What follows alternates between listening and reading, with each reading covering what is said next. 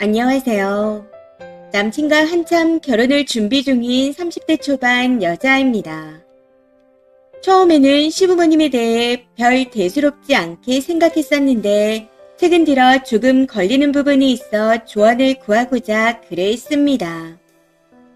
남친 부모님은 오래전 이혼을 하신 상태이고 현재 어머님은 시골에서 소일거리를 하며 혼자 살고 계십니다.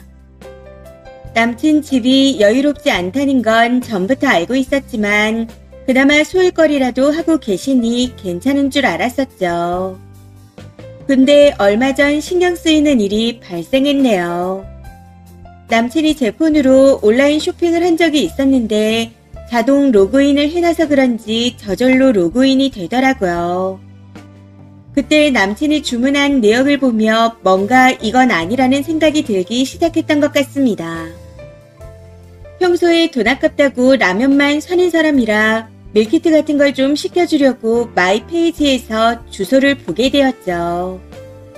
근데 모르는 주소로 먹거리부터 휴지까지 생필품을 다 시켰더라고요.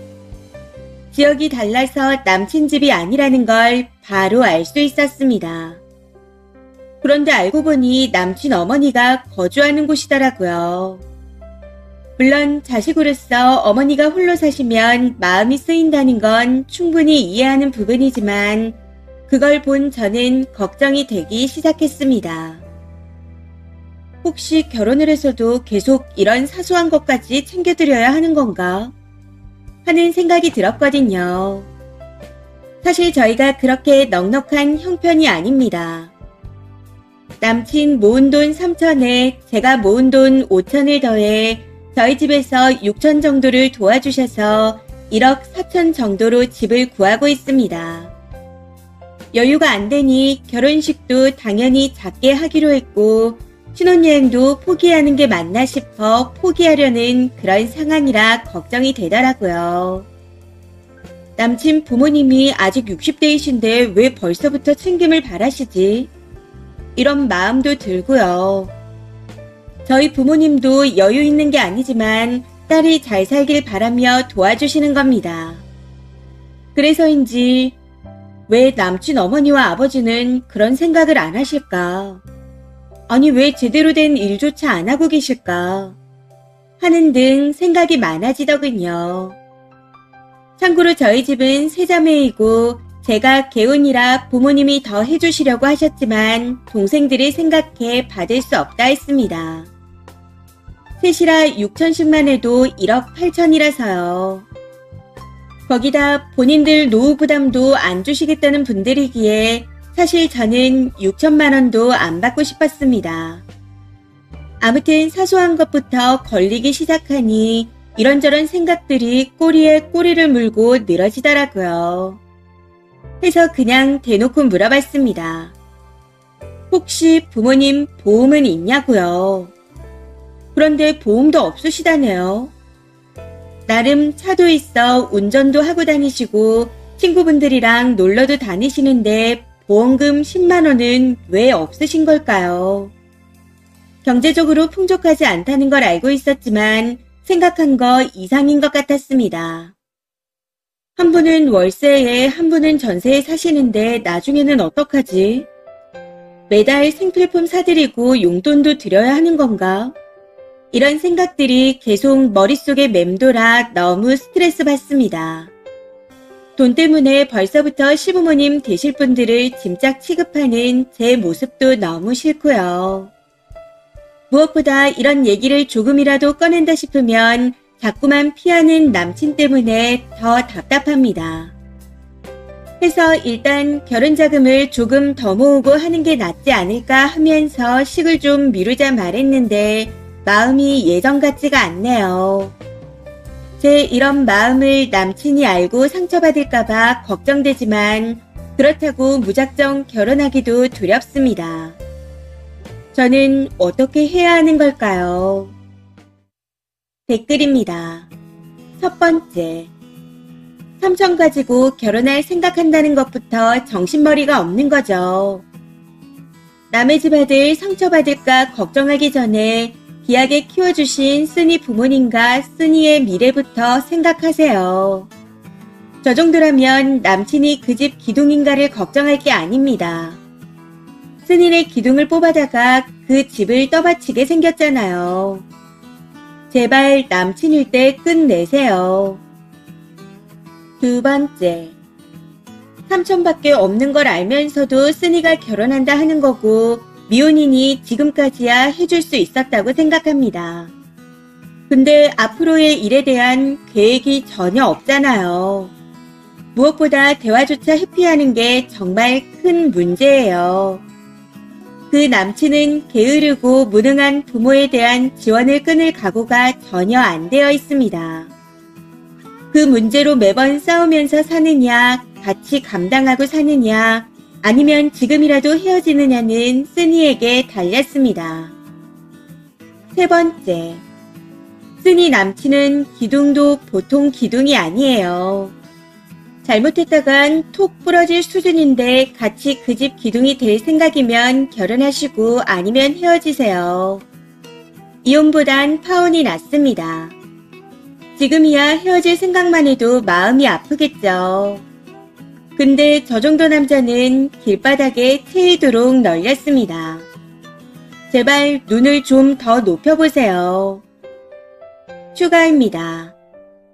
오랜 시간 고민 끝에 글을 쓴 거였는데 댓글들을 많이 달아주셔서 놀랐습니다. 정말 감사해요. 그리고 오해하시는 게 있는 것 같아 한 가지 말씀드리자면 몇몇 분들이 재혼 얘기를 하시던데 재혼이 아니라 개혼입니다.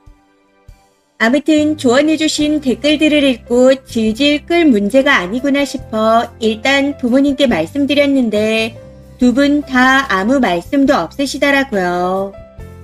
그저 저를 믿는다며 현명한 선택을 하라고만 하십니다. 저 말을 듣고 알겠더라고요. 헤어지라는 말이라는 걸.